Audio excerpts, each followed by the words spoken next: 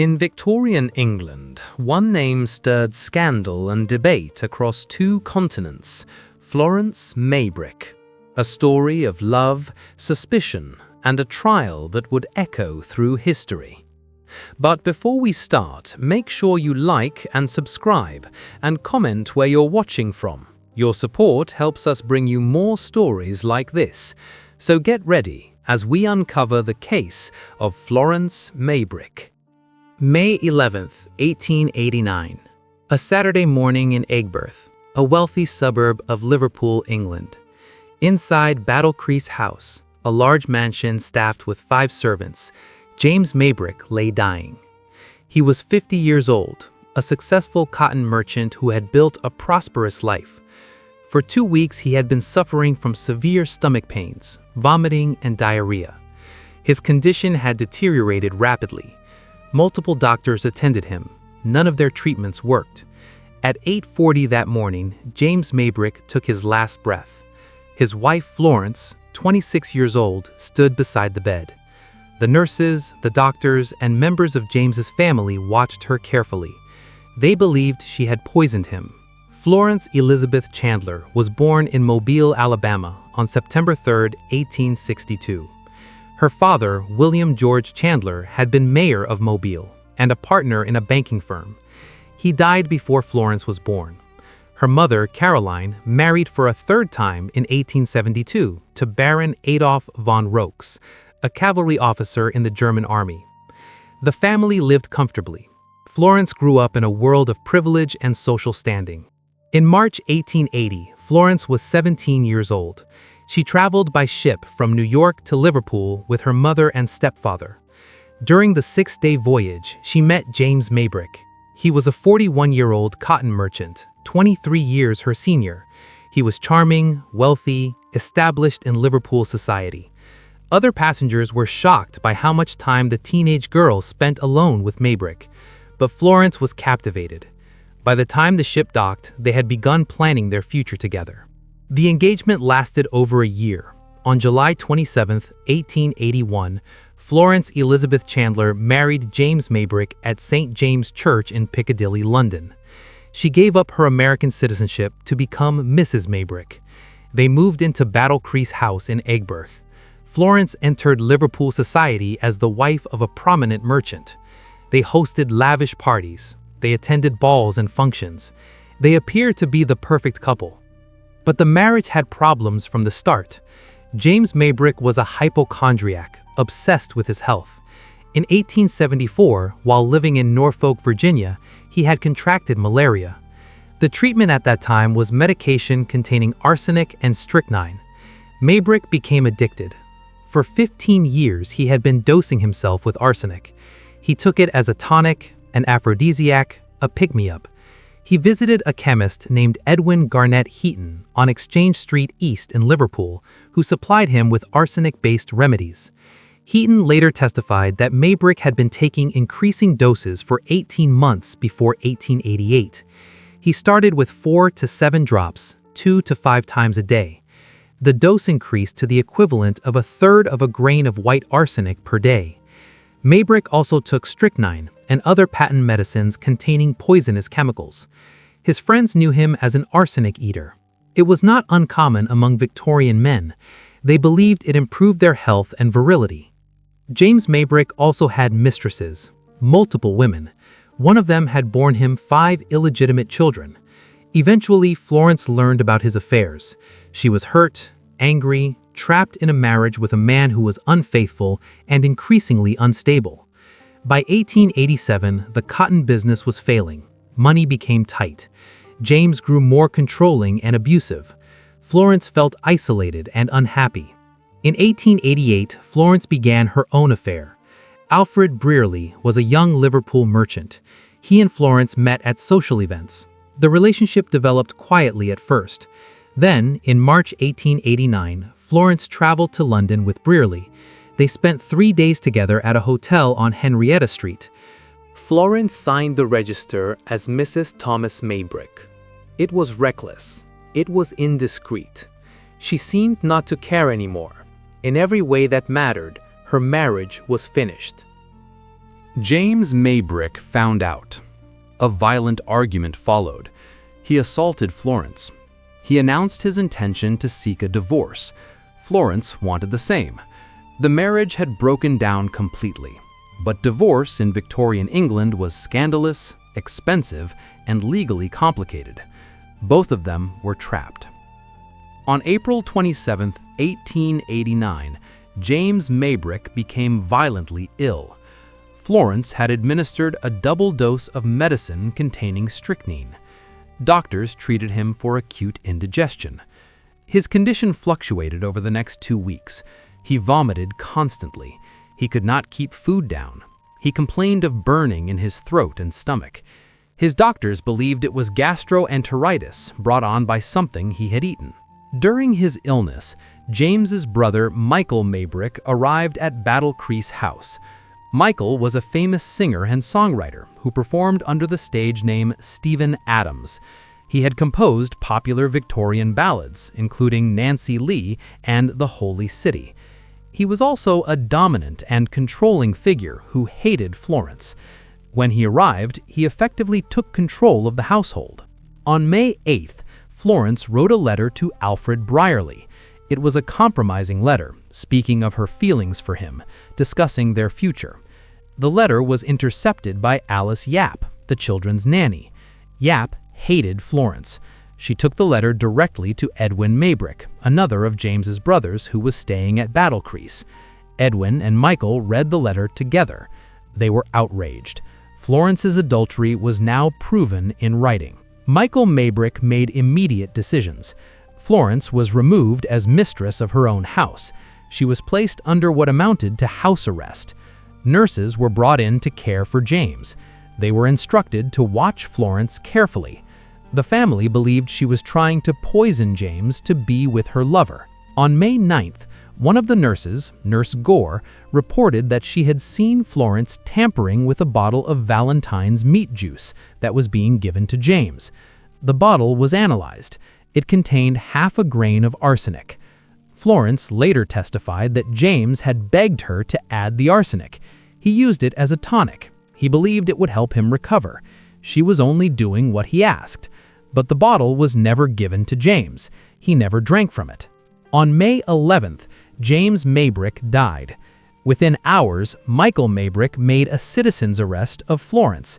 He physically restrained her in the house for 3 days until police officially arrested her.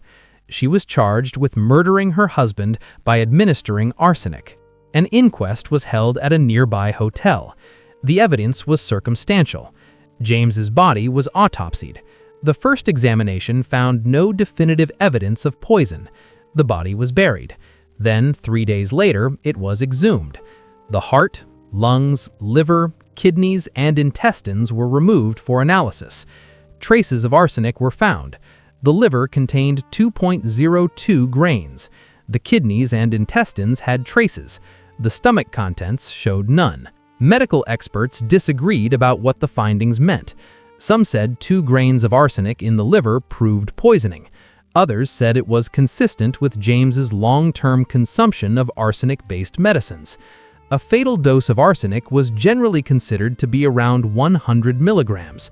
What was found in James's body was far less, but the inquest jury returned their verdict on June 7, 1889, death by irritant poison, specifically arsenic, willfully administered by Florence Maybrick. The trial opened at St. George's Hall in Liverpool on Wednesday, July 31, 1889. It lasted 7 days. Mr. Justice James Fitzjames Stephen presided. The prosecution was led by Sir Charles Russell. The defense was conducted by Sir John Addison. The courtroom was packed. The case had become a sensation. Newspapers on both sides of the Atlantic followed every detail. The prosecution argued that Florence had poisoned James to be with her lover Alfred Brierly. They presented evidence that Florence had purchased flypaper from a local chemist. Flypaper in Victorian times was soaked in arsenic. The prosecution claimed Florence had soaked the flypapers in water to extract the arsenic, then administered it to James in his food and medicine. They showed that arsenic had been found in Valentine's meat juice that Florence had tampered with. They presented medical testimony that James had died of arsenic poisoning. They emphasized Florence's affair with Brierly as proof of motive. The defense argued that the evidence was circumstantial. Yes, Florence had bought flypaper, but many women did. Arsenic was commonly used as a beauty treatment. Women soaked arsenic from flypaper and used it as a cosmetic. The defense claimed that was why Florence had the flypapers. They argued that James's death was caused by his own addiction to arsenic and strychnine, or by gastroenteritis. They pointed out that James had told friends he had taken an overdose of strychnine in April. His brother Michael had sent him medicine from London containing strychnine. Perhaps that was what killed him. They emphasized the amount of arsenic found in James's body was far below what would normally be considered a fatal dose. They brought medical experts who testified that James did not die of arsenic poisoning. But the trial did not focus on the medical evidence. It focused on Florence's adultery. Mr. Justice Stephen made it clear in his summing up that he believed a woman who committed adultery was capable of murder. He spoke to the jury for 2 days. His instructions were heavily biased against Florence.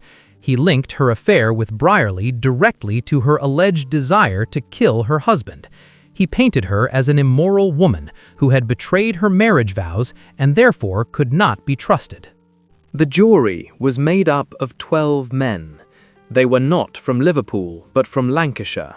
They had no medical training. They did not understand the complex toxicology evidence.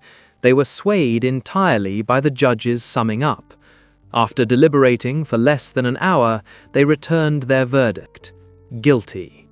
Mr. Justice Stephen donned the black cap and sentenced Florence Maybrick to death by hanging. The courtroom erupted. The public gallery was filled with people who had listened to every word of the trial. Many of them believed Florence was innocent. When the verdict was announced, they were stunned. Outside St. George's Hall, a crowd of thousands had gathered. When news of the verdict spread, they turned on the judge. They booed him. They hissed at him. They screamed abuse. Mr. Justice Stephen had to be escorted from the building under police protection. The crowd nearly lynched him. Florence, on the other hand, was cheered. The people of Liverpool believed she had been wronged. The outcry was immediate and massive. Petitions demanding a reprieve flooded in from across Britain and America. 500,000 signatures came from the Liverpool Exchange alone. Medical practitioners signed petitions stating that the evidence of arsenic poisoning was insufficient. They noted that the amount of arsenic found in James's body was less than in any previous case of arsenic poisoning. Members of Parliament signed petitions. Letters were sent to Queen Victoria and the Prince and Princess of Wales. Public meetings were held in Liverpool and London demanding justice for Florence Maybrick. The case sparked international controversy. Florence had given up her American citizenship to marry James, so the United States government had no official standing to intervene. But American newspapers were outraged. They called it a travesty of justice. They condemned the trial as unfair. Pressure mounted on the British government to act. On August 22, 1889, 4 days before Florence's scheduled execution, Home Secretary Henry Matthews commuted her sentence to life imprisonment at hard labour. He advised Queen Victoria that although Mrs. Maybrick may have intended to poison her husband, there was no evidence that arsenic was the actual cause of his death. Queen Victoria was deeply offended by Florence's adultery. She grudgingly agreed to the commutation, but only because the medical evidence was insufficient. In her view, Florence Maybrick was an immoral woman who deserved punishment. Florence was sent to Woking Prison, then transferred to Aylesbury Prison, where she served 15 years. She was prisoner number 29 LP29. She worked at hard labour. She lived in a cell. She maintained her innocence throughout. She wrote letters to supporters. She never wavered in her claim that she had not poisoned James. On January 25, 1904, after serving 15 years, Florence Maybrick was released. She was 41 years old. She had gone to prison as a young woman. She emerged middle-aged, broken by the experience. Her children, James and Gladys, had been taken from her. They were raised by relatives and wanted nothing to do with her. Her reputation was destroyed. She could not return to Liverpool. Florence moved to the United States. She lived in poverty in South Kent, Connecticut. She wrote a book titled My 15 Lost Years, published in 1905. She gave lectures about her case. She tried to clear her name, but most people had forgotten about her. The scandal had faded. Victorian England had given way to the Edwardian era, then the First World War. The world had moved on. Florence Maybrick died on October 23, 1941, in a cottage in South Kent. She was 79 years old.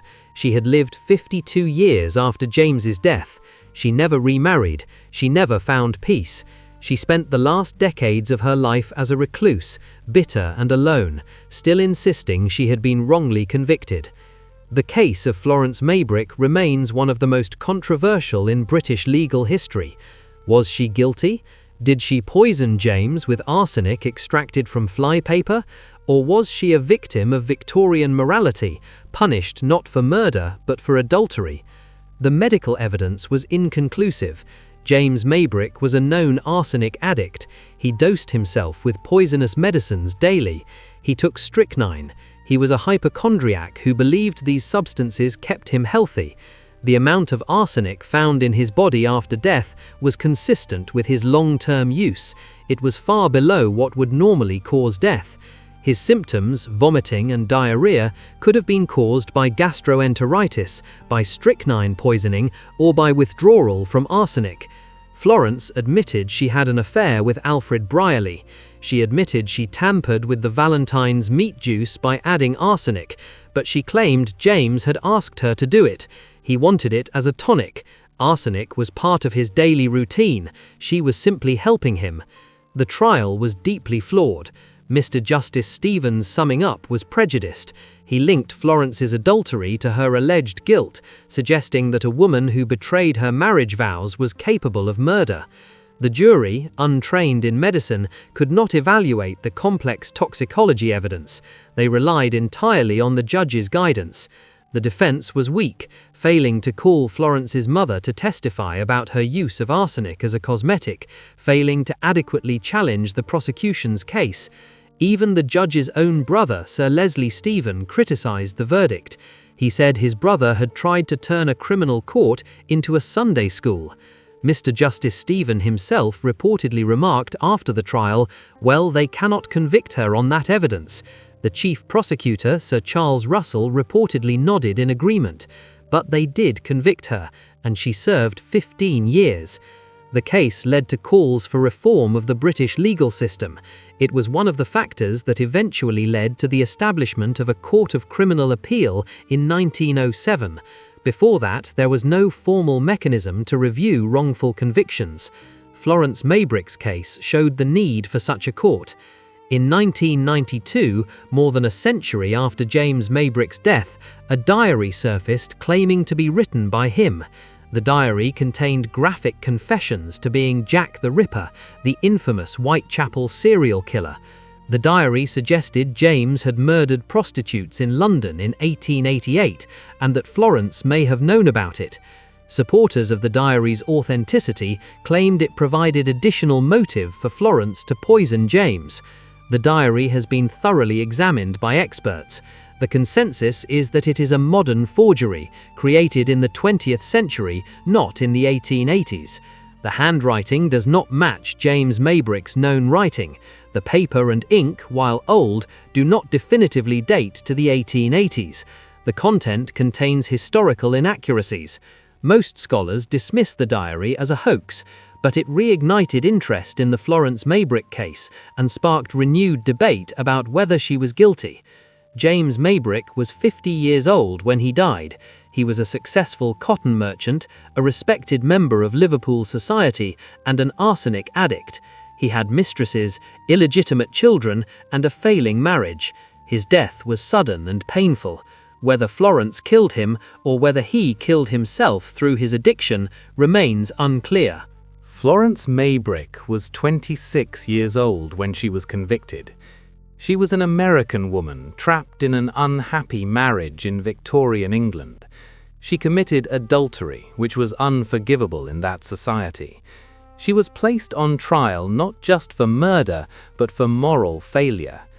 The evidence against her was weak, the trial was unfair, but she was convicted, sentenced to death, and spent 15 years in prison. She lost her children, her reputation, her life. The case became known as the egg birth poisoning. It divided public opinion. Some believed Florence was a cold-blooded murderess who poisoned her husband to be with her lover. Others believed she was a victim of circumstance, wrongly convicted because she dared to commit adultery in a society that punished women far more harshly than men. James Maybrick had multiple mistresses and 5 illegitimate children. He was never condemned for it. Florence had one affair. She was convicted of murder, sentenced to death, and imprisoned for 15 years. The double standard was stark. Victorian society could forgive a man's infidelity, it could never forgive a woman's. Florence Maybrick's story is a warning about how justice can be twisted by prejudice, how moral judgments can overshadow evidence, how a woman's sexuality can be used against her in a court of law.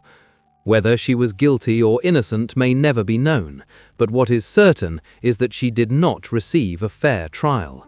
She was judged not on the strength of the evidence, but on the morality of her actions, and she paid the price for the rest of her life.